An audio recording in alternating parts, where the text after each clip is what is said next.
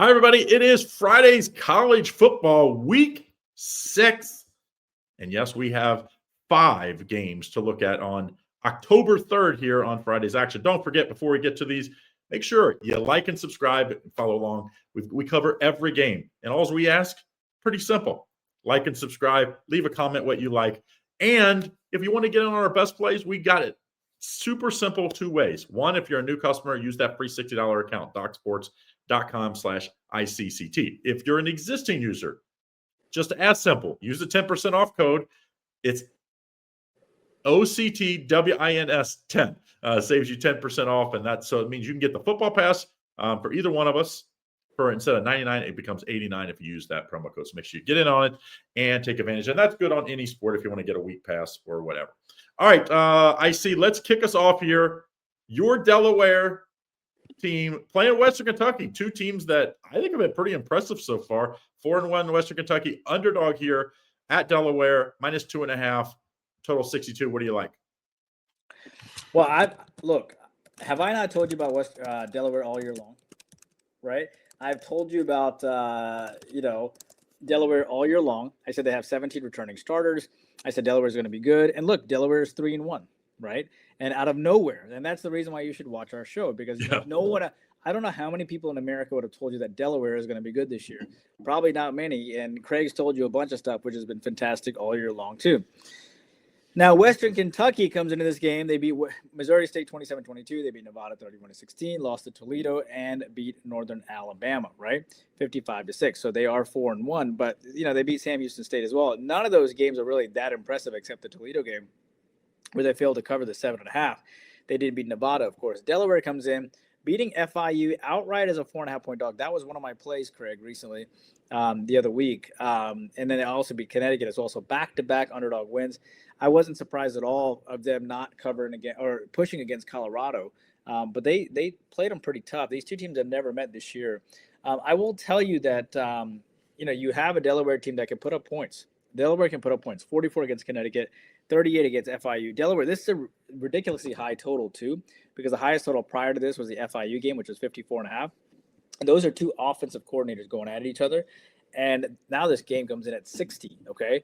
And for Western Kentucky did not play, I didn't think, particularly well at Missouri State. They only had 10 points at the half. They only put up 27 points in total, and they only had about for a team that threw for 317 yards. I don't think and not only that, they also rushed for 159 yards. I mean, they almost had 500 all-purpose yards. They could have put up a lot more points. I like the over in this game for those reasons. I like the fact that only 2 defensive starters returned for Western Kentucky. I like the fact this is one of the only games on the board. Obviously, on Friday night, there's about 5 games, but they're going to be on national television, a lot of these guys, and that's pretty exciting for them.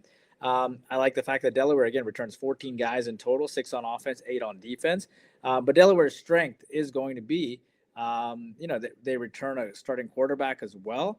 So I wouldn't, you have a coach in Tyson Helton who's from that air raid scheme of Western Kentucky, right?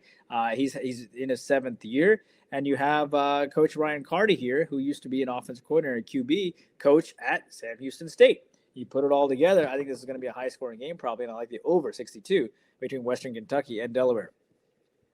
All right, Craig, Charlotte, whose claim to fame is that they played UNC earlier this year. Charlotte plays South Florida on the road. Charlotte coming in as a 27.5-point dog on a total of 55.5. Interesting, Charlotte is 1-3, and South Florida is 3-1. South Florida, as you know, is famous for beating Florida and Boise State early this year before being crushed by Miami, but did bounce back immediately in their next game against South Carolina State, covering the 36. And head-to-head, these 2 teams met last year, South Florida winning 59-24. Who do you like, Craig? This is a tough spot for South Florida. One, people are still telling them how great they are because of those 2 early wins. And they face a very good North Texas team. I think that's going to it's at North Texas next week. I believe that's a Friday game as well. And I think there's going to be that's kind of like a circle game for them, because if they could win that one, they have a real chance to win the league, in my opinion. And so I think this is one of those, they get up early, probably let Charlotte probably get a backdoor cover.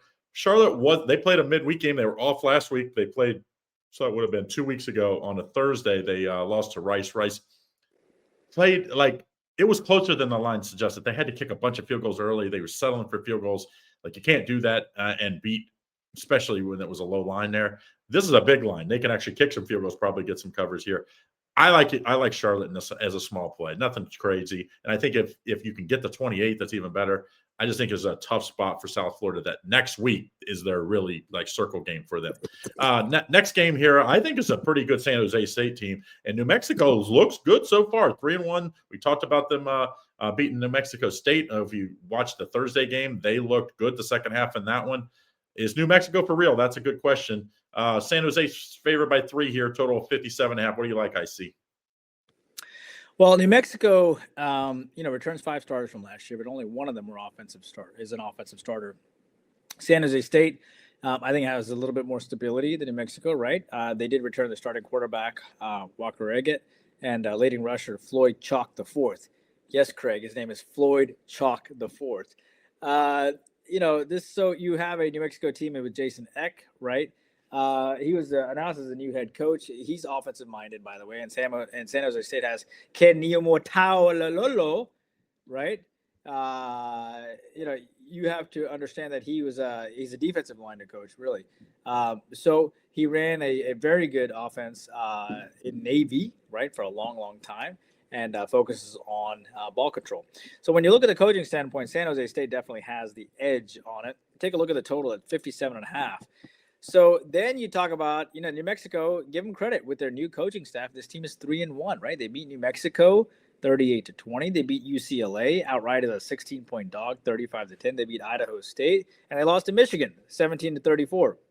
It seems like this team is getting no respect for being 3-1 and playing Michigan tough, and beating Idaho State, UCLA, and New Mexico State after that. San Jose State comes in, though, and the reason why San Jose State's played a tough schedule, right? They played Central Michigan, who's well coached, and they lost 14-16.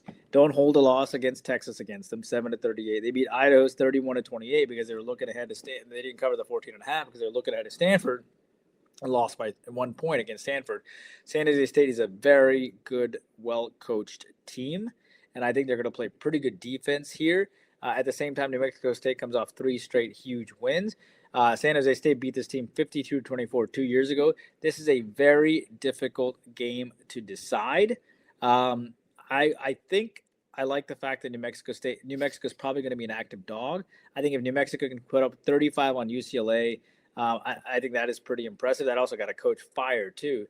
And I think when San Jose State wins, it's through offense. It's certainly not through defense, giving up 38 points, 28 and 30. They did put up 29 against Stanford in a game that Stanford really needed to play well. So I wouldn't be surprised at all to see this game go over the posted total between New Mexico and San Jose State. All right, Craig, you have West Virginia, the Mountaineers, as a solid 19.5-point dog on the road at BYU. Interesting, they are almost a 20-point dog on a total of 48. So before the game even starts, you're receiving, 42%?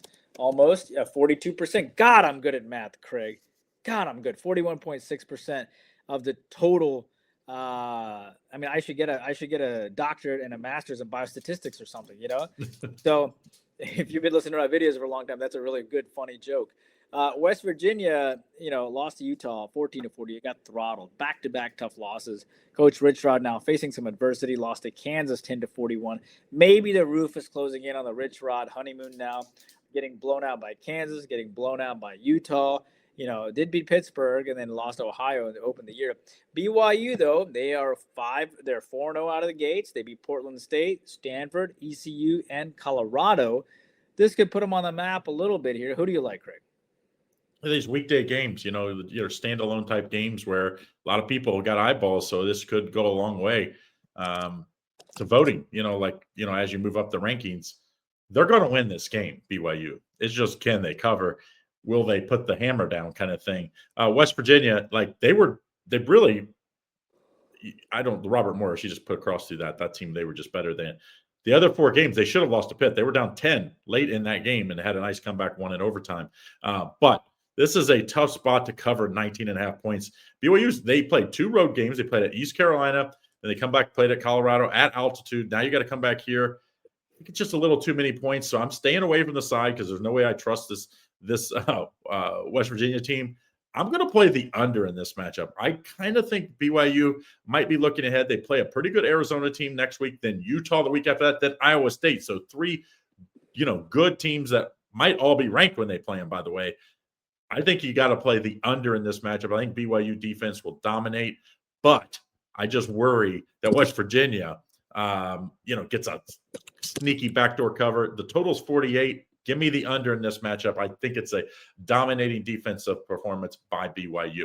Don't forget to like and subscribe and turn on notifications so you don't miss out on all the great content we have here at Doc Sports. All right, the last game for Friday night. This is a later game, or same time, 10:30 Eastern Standard Time. San Diego State, they go cross country. They did get the win last week and cover. Favored by 6 against Colorado State here. Total of just 39, I guess because they hardly scored any last week. What do you think? I've always liked Jay Norvell as a coach. So keep in mind that, I feel like Jay Norvell is more of an offensive-minded coach, to be honest with you. But San Diego State here, you have a San Diego State team that sort of comes into this game. Obviously, they're 3-1, and Colorado State is 1-3. But San Diego State, beat NIU 6-3 last game. Okay. This is a San Diego State team that's given up 3 points in the last 2 games, which is impressive. They beat Cal 34-0 as a 14-point dog. That's very impressive. They lost to Washington State 13-36. Stony Brook, they won 42-0. So their only loss is to Washington State, which is not really a bad loss considering Washington State is 3-2, and Washington State, is a team that's got that actually covered a decent number of games, I feel like. So Colorado State comes into this game having lost back-to-back games. They lost to Washington State 3-20 in that game. It's a shame because Colorado State was favored by 5.5 points that game. And after 3 points in the first quarter, they didn't do anything, Craig. So they did, face UTSA, lost 16-17 as a 5-point dog. They beat Northern Colorado 21-17, but they were 35-point chalk in that game. And I think they were hungover from that Washington loss. San Diego State, of course, comes off, the most impressive effort was against California, 34-0, but we're not sure how good they are. I like Colorado State in this game, plus the 5.5. It's the last game on the board. It's a fantastic public fade. I like the fact they come off a season low in points, only scoring 3 points. I like the fact they didn't cover the 5.5. I like the fact they got demolished at home, and now the fan base is pretty pissed off. And I like the fact their quarterback, only threw for 188 yards last game. And I'm going to back Colorado State plus the 5.5 here. And I think my game time, or plus the 6 here, and 78%, Craig, is on San Diego State, which is pretty scary. And I can see this line moving to 6.5. I'm going to back Colorado State here, plus the 6.5.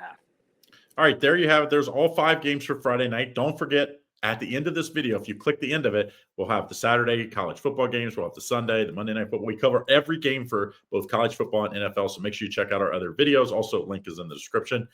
But don't forget, our best bets over at docsports.com/ICCT. You get a free $60 account for new users. Or if you're an existing user, we got something for you, 10% off. Use the promo code OCTWins10, as it is right here on the screen. And check out our YouTube Premium. Click the link in the description. We got 3 different levels. Join in. Just a couple dollars a day gets you all 3 levels, and you get just extra content from me and IC every day. Good luck.